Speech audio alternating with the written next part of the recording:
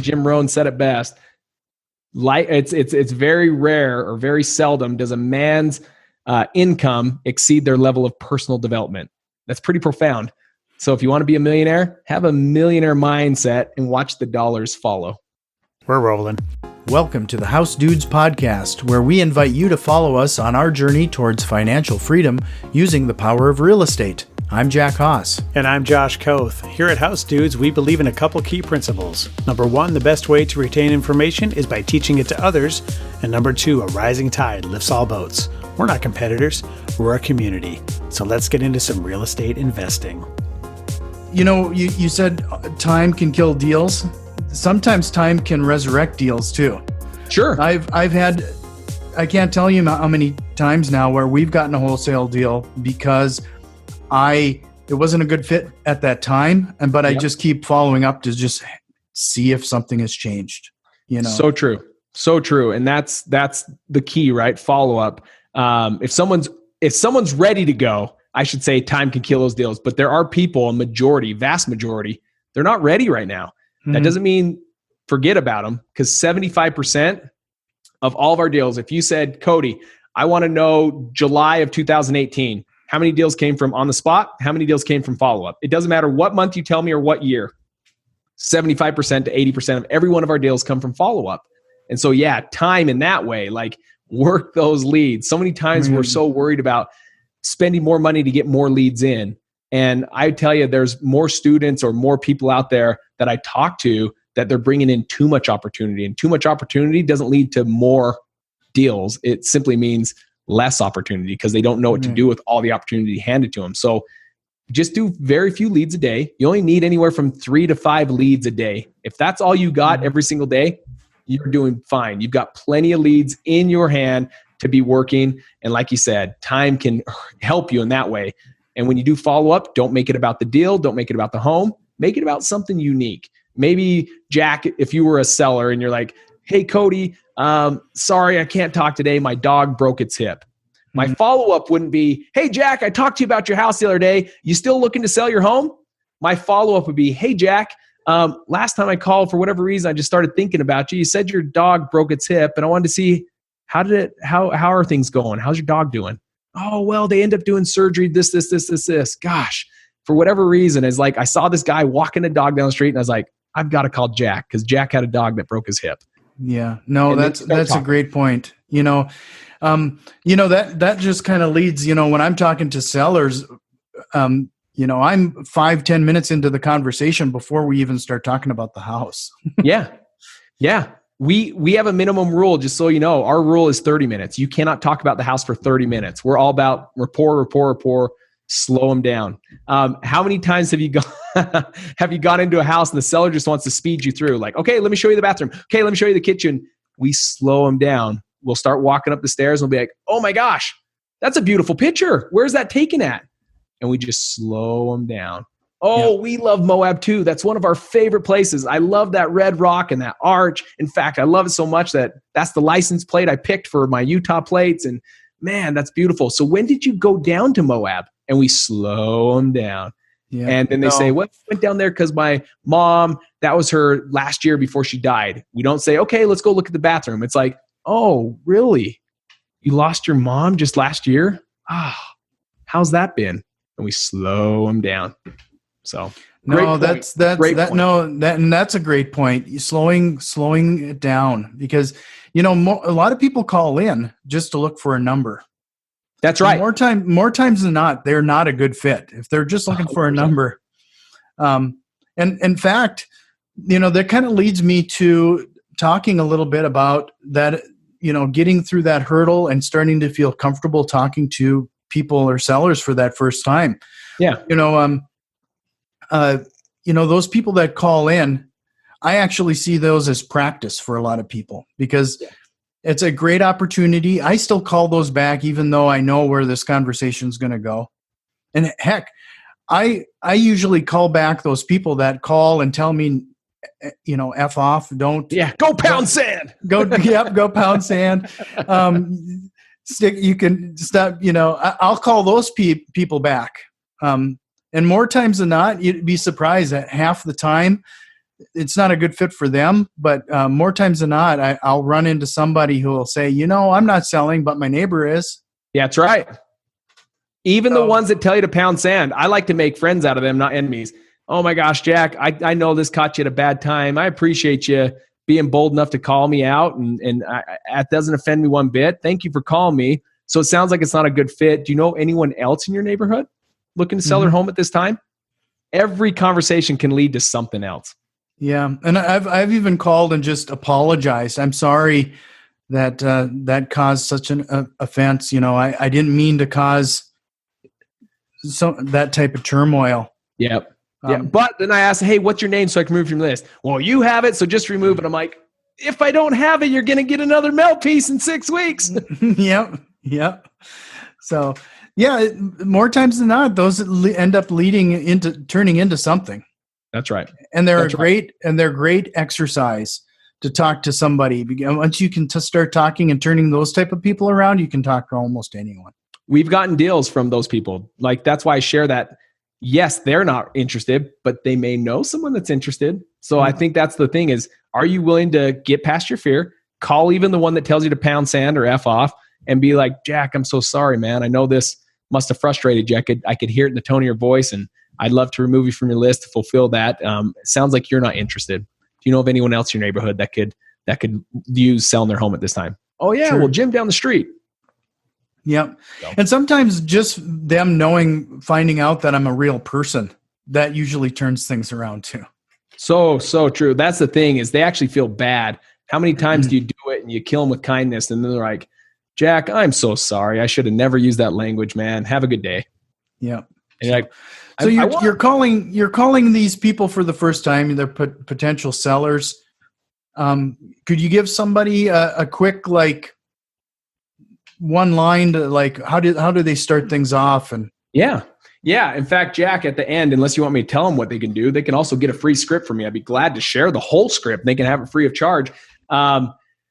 You're basically at the beginning, you have to just get to what's really important. And it's not the house, and it's not how many beds and baths. It's not what's been fixed up. It's the why. Why are we selling the house? Why would you call me on a 37-cent postcard? We all know 50 real estate agents. Every one of us know 50 realtors.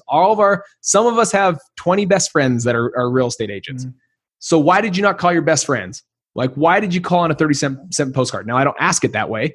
So what I'll do is I'll just simply talk to them. So how I'd begin it is I'd just be like, hey, I know this might be out of blue. Now, if this is cold calling them, it'd be, I know it's out of blue, but would you ever consider an offer at your home at 123 Main Street? And if they say yes, I always like to also hold back.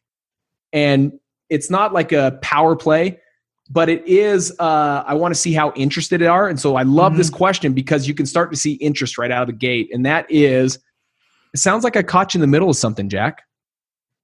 And if Jack says, no, right now is a good time, that's also already a little bit level of motivation. Oh man, I'm not bugging them. I called them out of the blue and they're already willing to talk to me. There could be some motivation there. If they're like, yeah, to be honest, I don't have time. And I don't see if I'll ever have time. That's also a sign that they're probably not going to sell their home too. And then I'll go right to tell me a little bit about the house. And that's just because it's the question I need to ask so they know I'm calling about the house. But then my favorite question is, man, this looks like a nice home. Why are you even considering selling it? Act confused. You need to know the why. I don't care how many square feet. I don't care how many beds and baths.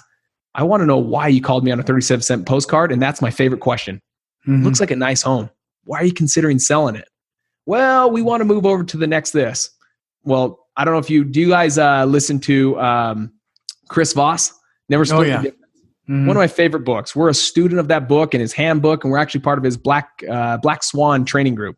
And he always talks about how when you ask these questions, you just mirror them. So we want to move to the next city over. Oh, move to the next city over. And then just sit there. And then they start elaborating. Oh yeah, so we're moving next city over because my parents live there. Oh, okay, your parents live there. And then just sit there. All you got to do is repeat the last 3, 4, 5 words, period, the end. And then just sit there. And they just keep elaborating on. And you'll see this work instantly. Try it today. And you'll see that they're like, yeah. And then like right now we'll be moving in with my parents while and they kind of stop for a minute. And you're like, ooh, this went from a motivation 2 to a motivation 6. They're moving in with their parents. And then I just start the conversation. You can ask them, oh my gosh, that's kind of fun. Do you like living with parents, or is this something like temporary? And you can start going through that route. Sometimes they don't want to go that route. So maybe I try to assume the best and let them tell me the rest. So if I asked you, Jack, how much money do you make?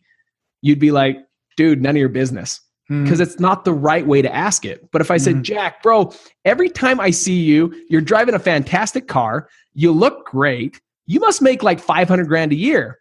And maybe you'd come back and say, well, I wish that was the case. I actually make $250,000. Now, I don't know what you make. But what happens is when you assume the best, they come back and tell you the truth. They tell you the rest. So I always say that in the seller situation. Oh, you're probably living with your parents because you're having a home built for you. That's assuming the best. And then they're like, I wish it was that. We're actually moving with my parents because my husband lost his job. Motivation 5 to a motivation 8. Book the appointment. Yeah. No, what's really something that I got to call out there is a lot of people, especially when they're doing this wholesaling thing for the first time, they feel like they have to convince somebody of something, where you're asking questions to allow them to come to their own conclusion. Yeah. Too many sound like Charlie Brown's mom. It's like womp, womp, womp, womp, womp, womp, womp. And no one remembers it. I don't know what Charlie Brown's mom ever said in any one of those cartoons. Same thing. Every one of your competition is saying, we buy it as is. We buy it with cash. There's no closing cost. There's no real estate fees. Everyone says that. And ultimately, when you say that, it's Charlie Brown. It's like womp, womp, womp, womp, womp. And then they don't even remember what you said. But if you said, gosh, it's just my home's in a bad shape right now. I don't try to sell my feature saying, oh my gosh, I can buy it as is. That's selling. What I do is, Jack, sounds like your home's in rough shape. Would it help if, and I always use if, I don't promise anything, would it help if I could just buy it as is and you wouldn't have to fix it up? And then I let them say, oh my gosh, yes, that would be helpful. I don't sell my benefit. I ask if my benefit would be a solution. And then they sell themselves like, oh my gosh, I like you. Because if you can buy it as is, this thing's a train wreck. Right. Well, this is going a lot longer than I planned. I warned you. So I want to make sure that you're still good here because I still have some more questions for you. You fire away, my friend. This is how we serve your audience the best. So if you feel like there's some kind of value we can add, let's go. Okay. So another question I get a lot is, well, how do you determine what you offer? Yeah, that is a great question. And the easiest answer, and everyone hates this answer initially, but when they go out and do it, they realize where I'm coming from. Get it as low as possible. Here's why I say this. I know you were going to say that. If I can get 4 licensed appraisers and say, each one of you guys give me the price of my home. How many prices am I going to get on my home? 4. And how many are going to be the same? None. 0. And that's 4 licensed appraisers. So who am I to say what a home's worth? My goal is just get it as low as possible. And how do you do that? I use even Chris Voss training. He calls it the anchor price. And so when someone says, if I know like typical value of a home, let's say fixed up ARV, which is after repair value. So once it's all fixed up, what is it worth? Let's say it's worth $200,000. And they say, hey, I need 180 because it's got a little bit of problem to it. I don't know if I could do 180. But what if? Again, guys, if is making an offer without making an offer. What if I could do 100,000? And you should say something that literally punches you in the gut. Like, whoa, like this is going to be so low that they're going to be offended by this. If you don't feel that feeling, you didn't go low enough. You should never be like, well, I could probably do 175. Like weak, get that baby down. Like 50 cents, go down. So 100. What if I could do 100,000? And they're going to be like, ooh, Cody, dude, you're not even close. Well, there's my anchor price. But don't fear no. No is the beginning of all negotiation. Period. The end.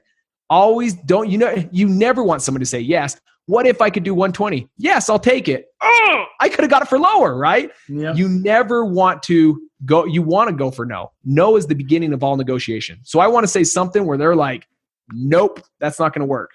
Well, Jack, how close can you get to that number?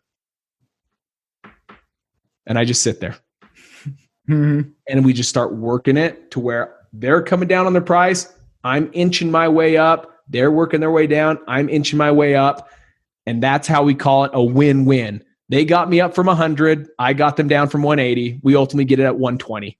Yeah. And now this is hypothetical, but Right. My point is you can't give them their price. You've got to anchor low and work your way up, and you've got to work them down until you can get it as low as possible. So there's no math. There's no equation to it. If you wanted to like a simple version of it, I'd say a good ballpark would be take your lowest prices of homes that have been sold, take 3 of them. So if you're in an area, pull it up and be like, okay, these are the 3 lowest sold prices. Add them together, divide it by 3. That's your average. Take that average times 0.8. So we're taking the lowest comps, not the highest comps. We're taking the lowest comps, and then we're going 80% of the lowest comps. That's a good ballpark. Yeah, no, that's a good rule of thumb. You've brought this up multiple times here now. I think one of those exercises that people have to get ready for is being ready for silence and being willing to sit in that silence and letting them talk. Because My team's great at this. you really have to just kind of let it hang there. And one of the tricks that I've learned recently is, not recently, I've been doing it for over a year now.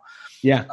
I've just gotten to the point where if I'm in those type of situations and it just isn't coming together, and we just basically, I'm almost on the way out the door and we're not getting anything signed, I'll stop and just say, just now that it's all over, how close did I get?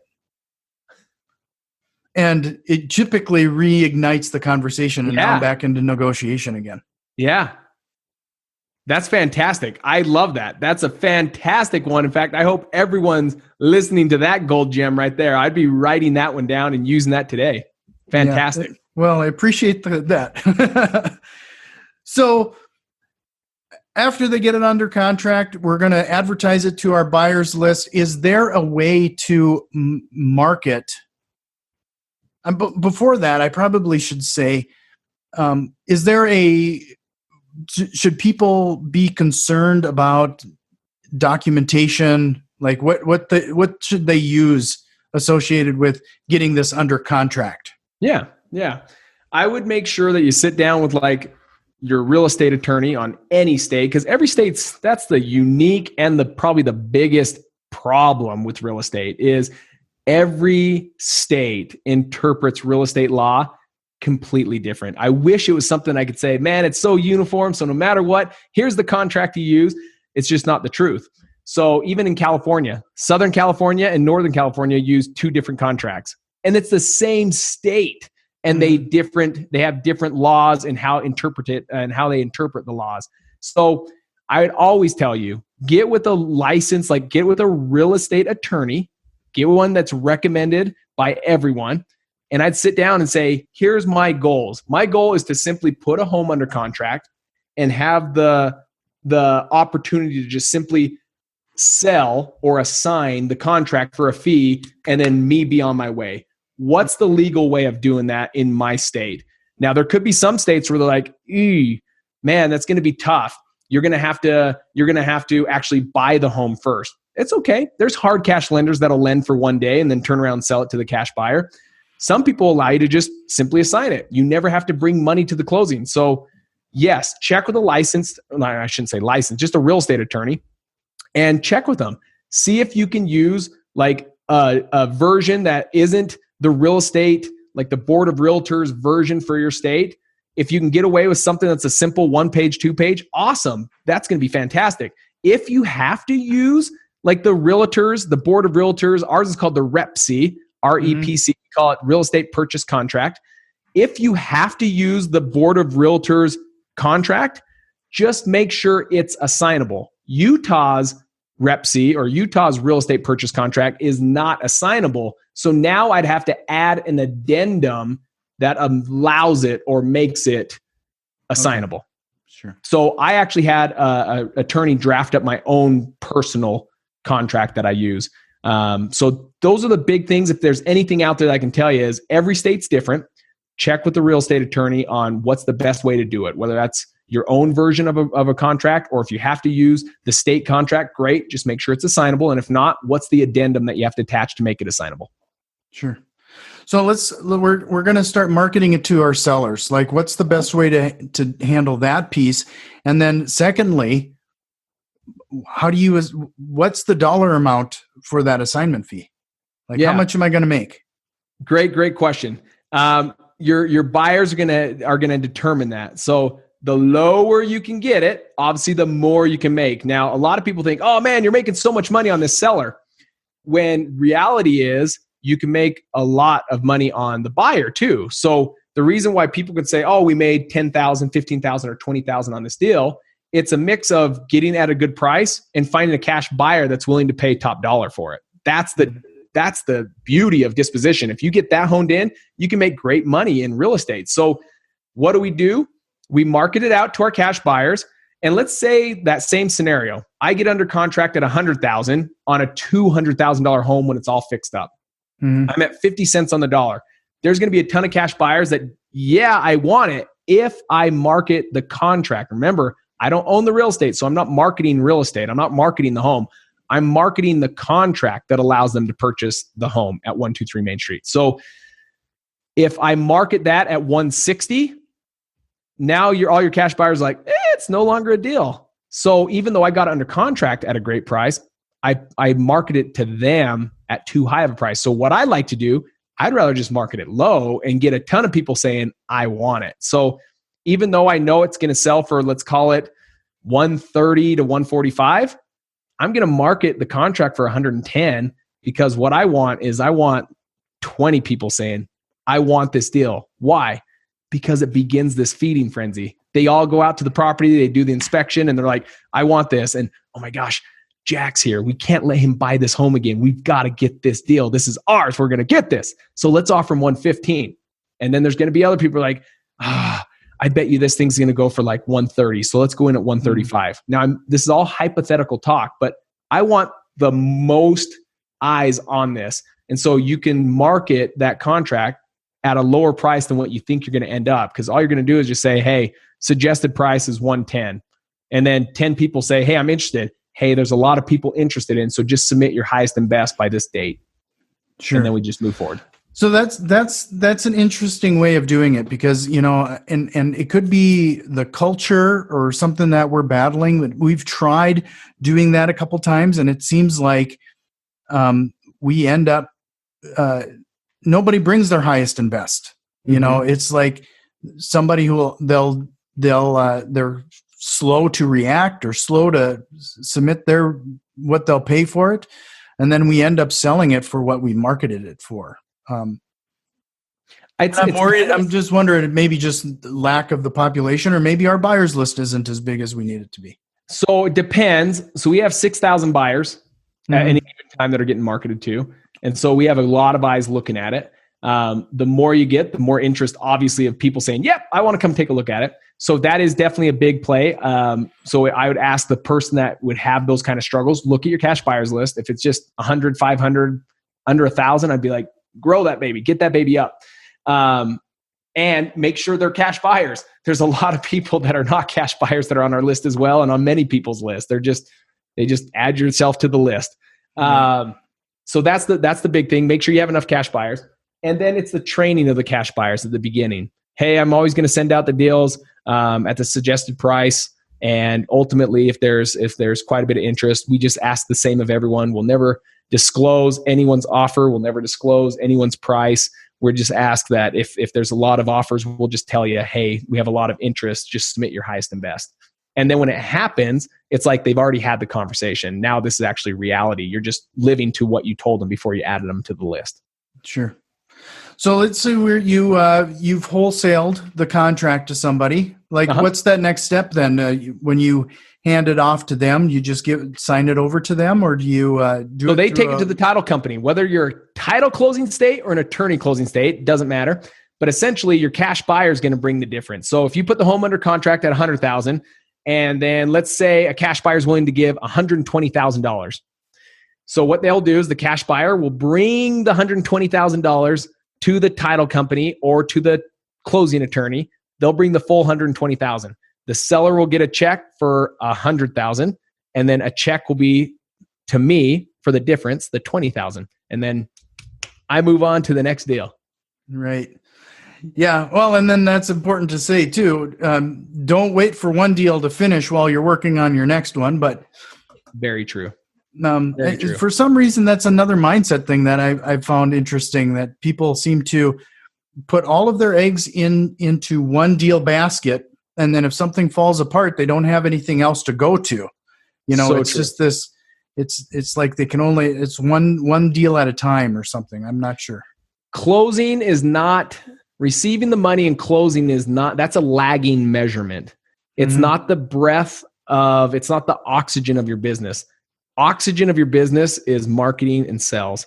If marketing and sales is not consistently happening, the lagging measurement of getting deals and closing and getting paid will never happen. And so you always got to work on the beginning measurements. What are the actions you have to take? Not the lagging results. I don't need the lagging measurements of what's going to pay me. Like, oh, I want to get paid today. No, well, what are you going to do today so you get paid consistently? It's always going to be marketing and sales. You've got to always have marketing going out every single week, not once a month. I'm a huge believer and a huge proponent of do not send out mail 1 week and then sit there for 3 weeks and work those leads and then send out another one 4 weeks from now. It's weekly. Marketing is going out weekly so that you have weekly conversations, weekly appointments, weekly offers, weekly contracts, weekly paydays. Right. Now, I think that's probably a great point to start wrapping things up here. Perfect. First of all, was there any question that you wish I would have asked that I missed here today? If anything that I would say, maybe a ribbon to add, is give everyone the power that you can do this. If I can do this, I didn't go to college. I wasn't an expert. Over time, I've gotten good at what I do. But at the beginning, I was so imperfect. Be willing to just take imperfect action. Don't build a perfect plan. Don't get stuck on YouTube University and just get into this analysis paralysis like Jack said earlier today.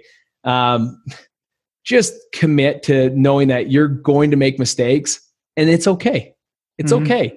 Make mistakes, learn from them. You're either going to win or you're going to learn. You're never going to lose. The only way you lose is if you quit and give up. You're always going to win or you're always going to learn. But the only way that takes place is if you take action, and you can't wait for perfect action. It doesn't exist. Take imperfect action. Sure. No, that's exactly. So I did write down a couple things that I wanted to make sure that we highlighted here. First of all, you mentioned that they better build that cash buyers list right off the bat.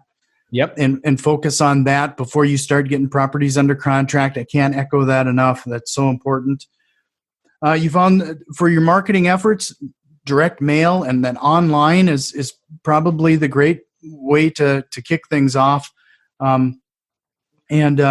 It's that persistent, consistent behavior that's going to pay off in the end. Takes 5 to 12 times of those touches in order to get somebody. So also that follow-up is a big piece of it. I really like that question, that you had when you were talking to sellers. Basically, why are you selling to me? Why are you responding to a 35-cent postcard? That was going to reveal a lot. We've got to get comfortable with that silence and get a little awkward sometimes. It's almost shocking what people will tell you that they won't even tell their families. That's right. So 100% true. So Cody, I can't thank you enough. You've given me a ton of your time here tonight. If people want, we touch the tip of the iceberg when it comes to what you know and what you offer. Where would they find more information, or just reach out and contact your team? Yeah. So Cody Hofhine. So if you find me on social media, Cody Hofhine. Hofhine is spelled Hofhine. And then you can go to codyhofhine.com. That's where your guest, if they want a free script that kind of we just briefly touched on, they can get a free script from there. So there's a little button that says you want the free script. Click it, download it, get it, start using it, act upon it. Don't wait, don't get scared. And that's found at codyhofhine.com. Go get your free script, and hopefully that just helps people have some quality conversations with motivated sellers. So, no, I can't thank you enough, Cody. And we could have done another hour just talking about mindset sometime. So maybe you'd be open to that. I'd love to. Mindset is crucial. I think Jim Rohn said it best. It's very rare or very seldom does a man's income exceed their level of personal development. That's pretty profound. So if you want to be a millionaire, have a millionaire mindset and watch the dollars follow. Well, thank you again, Cody. I hope we can touch again. All right. Take care, Jack. Thank you. Thanks. We've put a lot of effort into providing useful content, and if you found value in the show and have any interest in supporting us with a small donation, head over to patreon.com/housedudes. And if you have any thoughts or questions, shoot us an email at info@housedudes.com. You can also find us on Facebook, Instagram, and Twitter @housedudes. And if you like what you're hearing, head over to iTunes, subscribe, rate, and review the podcast. It really helps other investors out there find the show. And remember, massive positive impact requires massive positive action. We'll see you next time. This episode was brought to you by housedudes.com. Do you have time to actively manage flipping and rentals yourself? If so, go for it. If you live in a market that won't cash flow or don't have the time to do all the work, are you just out of luck? If there was a way to participate more passively, would that appeal to you? I'm sure you have questions about how the process works and what to do next. If that's the case, fill out the form on housedudes.com/investors, and we'll reach out to see if you are a good fit for our business. This is first come, first serve, and we will have to stop taking applications when our goals are met. See you at housedudes.com/investors.